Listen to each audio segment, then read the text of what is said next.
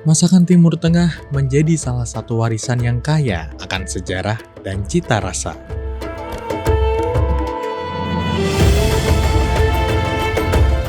Perpaduan rempah-rempah khas, teknik memasak yang unik, serta kehangatan dalam setiap sajiannya menjadikan hidangan Timur Tengah begitu istimewa.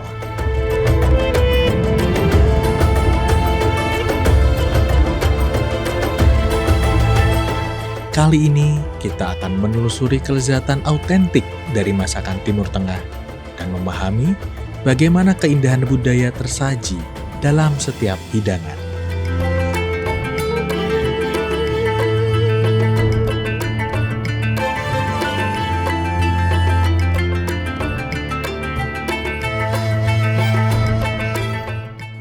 Saya Saptariana, saya dosen tata boga. Di sini saya mengajar makanan Asia.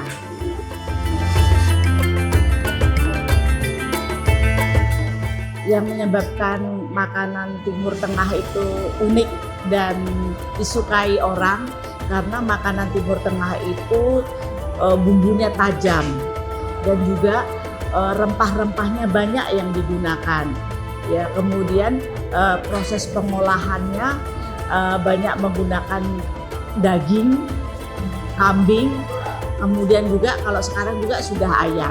Tapi terutama yang dominan yang digunakan itu terutama kalau misalnya dari Iran itu menggunakan bumbu saffron itu yang digunakan.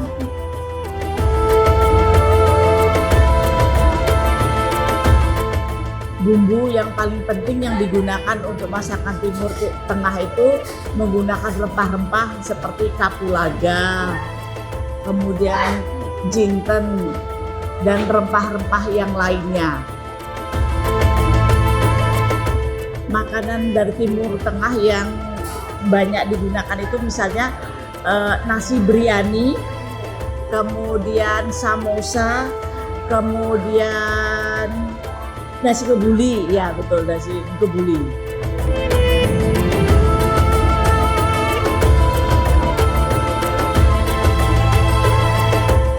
Ya, nasi biryani itu kan rempah-rempahnya banyak sekali.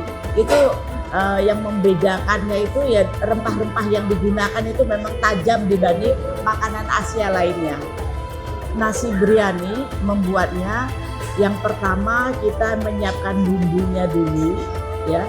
Menyiapkan bumbu, kemudian setelah itu kita menggunakan ayam dan beras basmati.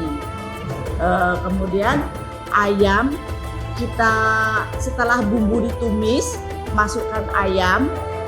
Kemudian setelah itu kita memasukkan ayam ke dalam beras, kemudian kita kukus sehingga rempah-rempah dari ayam itu masuk ke dalam beras tadi sehingga rasa nasinya itu didapat dari rasa bumbu yang dimasak dengan ayam tadi.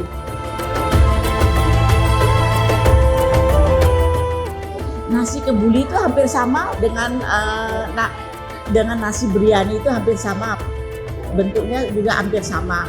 Jadi dia bahannya juga dari pakai beras basmati, tapi cuman nasi kebuli itu masak nasinya dulu dengan bumbu, kemudian menggunakan ayam juga, kemudian ada sayurannya juga tadi. Nasi mandi itu terdiri dari beras, kemudian pakai kambing, tapi di praktek ini kami ganti dengan ayam. Kemudian setelah itu menggunakan bumbu rempah-rempah. Kalau bumbu yang basahnya jahe sama kunyit. Kemudian untuk rempah-rempahnya kita menggunakan pala, kayu manis, jinten, bunga lawang, sama kapulaga. Kemudian cara membuatnya, pertama ayam atau kambing kita masak dulu. Jadi bumbu-bumbu tadi kita haluskan. Setelah kita haluskan, kita tumis, kita masukkan ayam. Kemudian kita kasih air, kita masak sampai ayamnya empuk. Setelah itu ayamnya kita ambil, bumbu yang ada kita gunakan untuk memasak nasi. Jadi kita memasak nasi dengan bumbu tadi, kita rebus sebentar sampai setengah matang. Setelah itu nasi kita kukus. Kemudian setelah jadi, kemudian untuk penataannya kita meletakkan nasi, kemudian kita masukkan ayam yang sudah dimasak tadi. Itu untuk membuat nasi mandi. Seperti samosa itu mudah dibuat.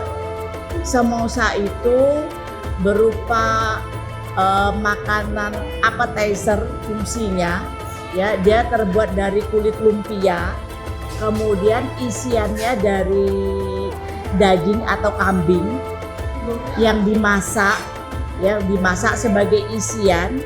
Kemudian setelah isian tadi matang, kemudian kita masukkan atau kita lipat ke dalam kulit lumpia, bentuknya segitiga. Setelah itu kita goreng. Jadi itu yang dinamakan dengan samosa.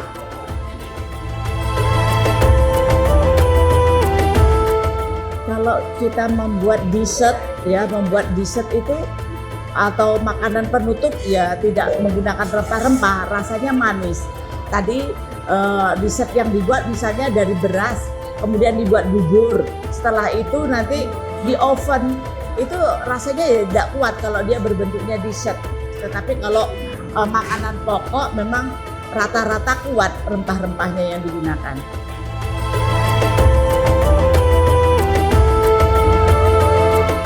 Setiap hidangan memiliki cerita, dan masakan Timur Tengah mengajarkan kita tentang kehangatan, kebersamaan, dan kekayaan rasa yang telah bertahan selama berabad-abad.